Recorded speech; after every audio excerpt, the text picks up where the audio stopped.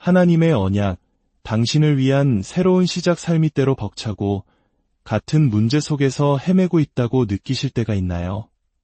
벗어나고 싶지만 보이지 않는 사슬에 묶인 것처럼 같은 실수를 반복하고 같은 절망에 빠지는 순간들 말입니다.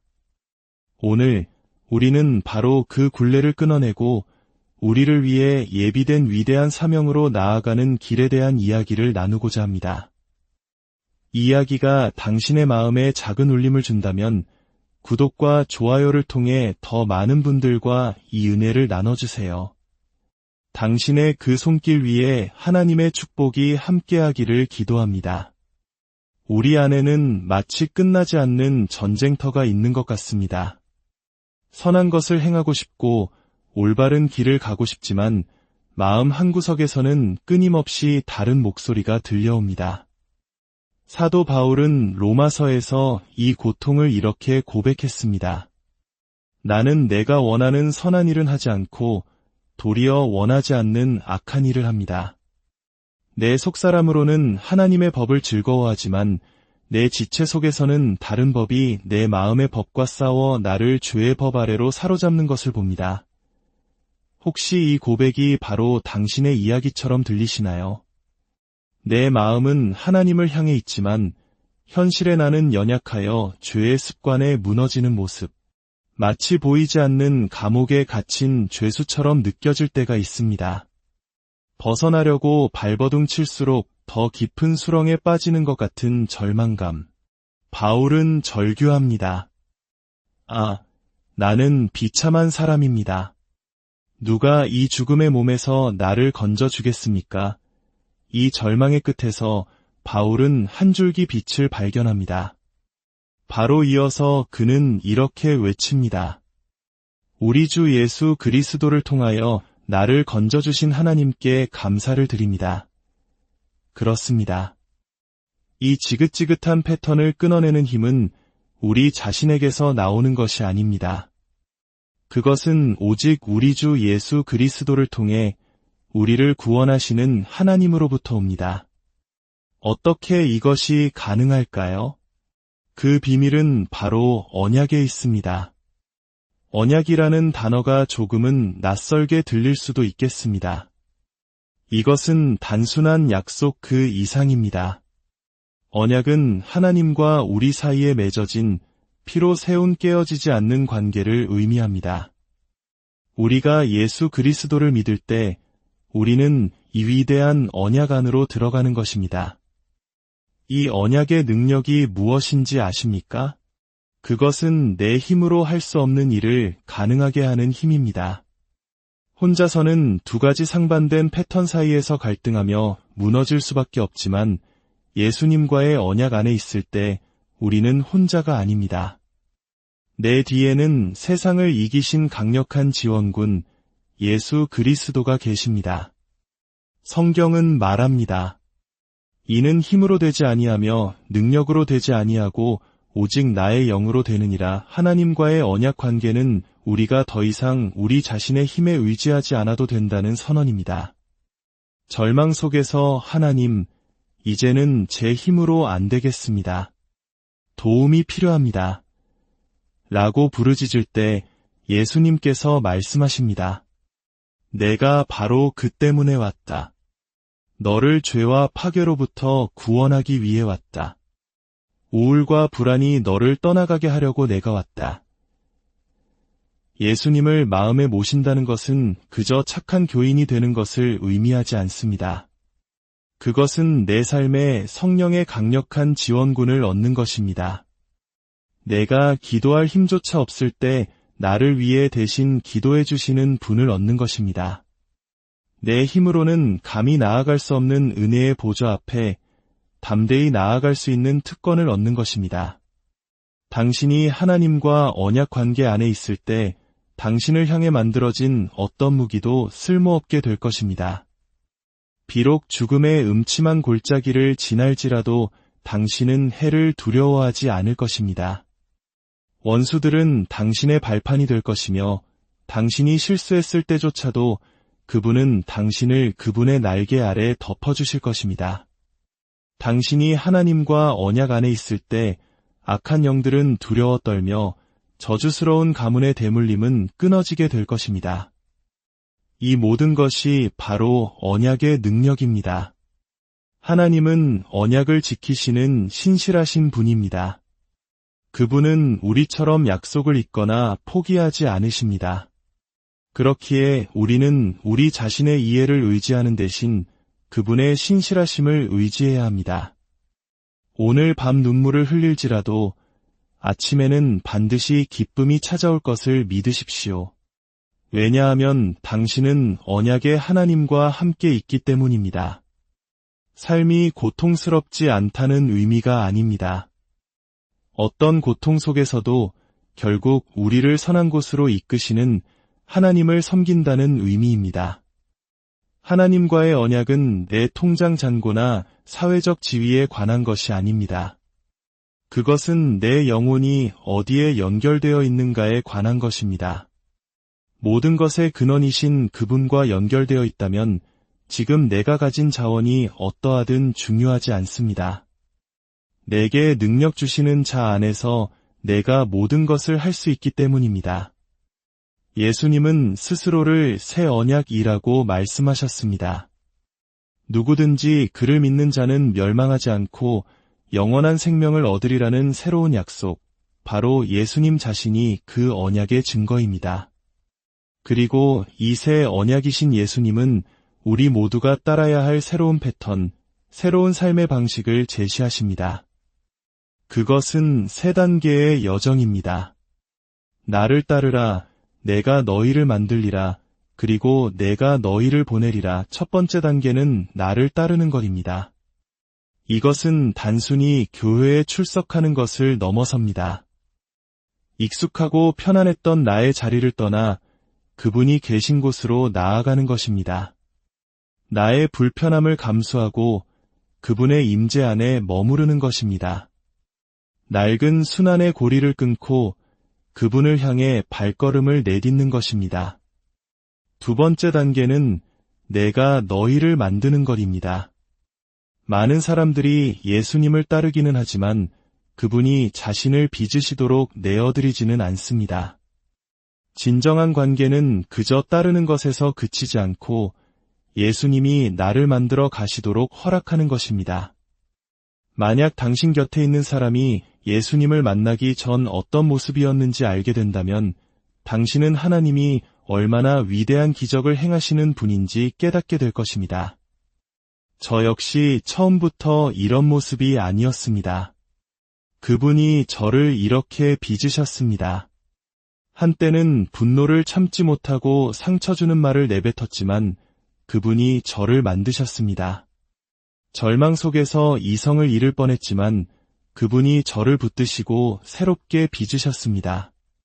당신이 그분을 따르면 당신은 변하지 않을 수 없습니다. 그분은 당신의 내면 깊은 곳에서 영적인 수술을 행하실 것입니다. 당신이 작가가 되도록 부름받았지만 무엇을 해야 할지 모를 때 그분을 따르면 그분은 당신을 진정한 작가로 만들어 주실 것입니다. 당신이 결코 될 수 없을 거라 생각했던 좋은 남편, 좋은 아내, 진실한 사람으로 그분이 당신을 빚어주실 것입니다. 트라우마가 더 이상 당신을 지배하지 못하도록 담대함과 겸손함을 겸비한 사람으로 당신을 만들어 가실 것입니다. 이 만든다는 말의 원어적 의미는 제품 또는 작품입니다. 나를 따르라. 그러면 너는 나의 작품이 될 것이다. 훈련받지도 못하고 배우지도 못했던 제자들이었지만 사람들은 그들이 말하고 행동하는 것을 보고 놀라워하며 그들이 예수와 함께 있던 자들임을 알아보았습니다. 그들은 예수님의 살아있는 작품이었습니다. 우리 또한 그렇게 예수님의 향기를 드러내는 그분의 작품이 되어야 합니다. 마지막 세 번째 단계, 그리고 어쩌면 우리가 가장 자주 잊어버리는 단계는 내가 너희를 보내리라입니다. 예수님은 우리를 변화시켜서 우리 곁에만 두기 위해 부르신 것이 아닙니다. 우리를 세상 속으로 보내시기 위해 부르셨습니다. 하나님의 나라는 이 교회 건물 안에만 머무는 것이 아닙니다. 이 방을 나선 후 우리의 삶의 현장에서 어떻게 하나님의 뜻을 이루어 가느냐에 관한 것입니다. 하나님이 주신 아이디어와 창의력, 재능을 가지고 세상의 문화를 하나님 나라의 문화로 바꾸어 가는 것입니다.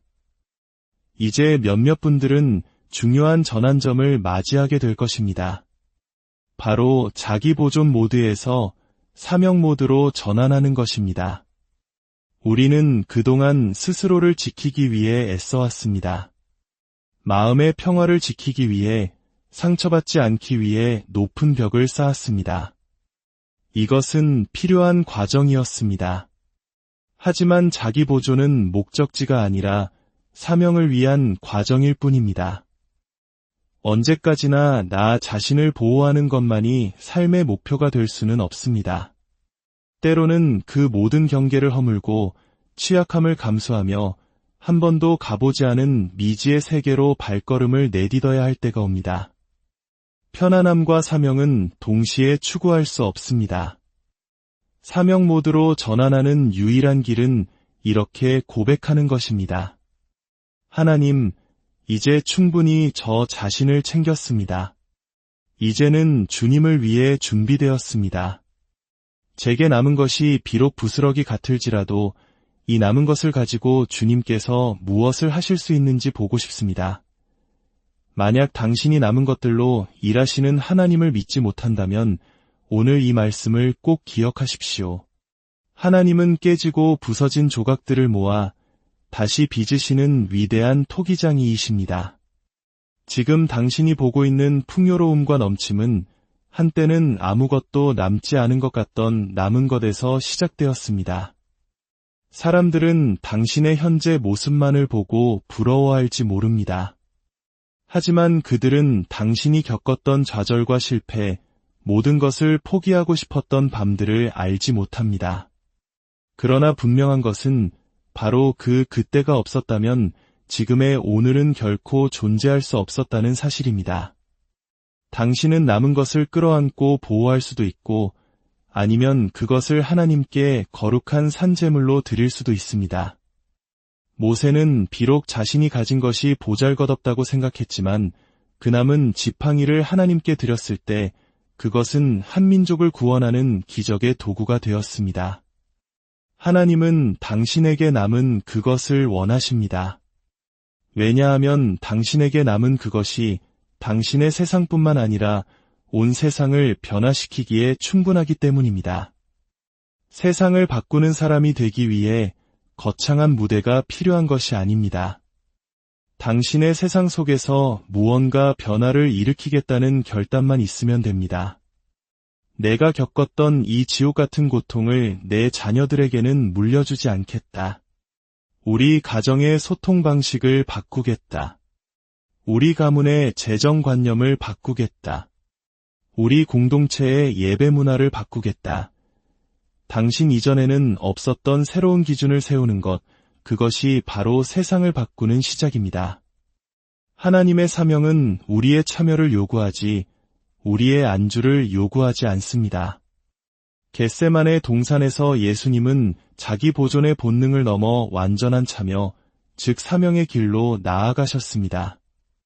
아버지여, 할 수만 있다면 이 잔을 내게서 옮겨주십시오. 그러나 나의 원대로 마시옵고 아버지의 원대로 하옵소서. 우리 자신을 내려놓는 것은 우리 인생에서 가장 힘든 일일 것입니다. 하지만 진정한 회복은 바로 그 지점에서 시작됩니다. 여기서 말하는 회복은 단순히 내가 잃어버린 것을 되찾는 수준이 아닙니다. 그것은 내 세대가 잃어버린 것, 심지어 내 조상들이 수백 년 전에 잃어버렸던 것까지 되찾는 차원의 회복입니다.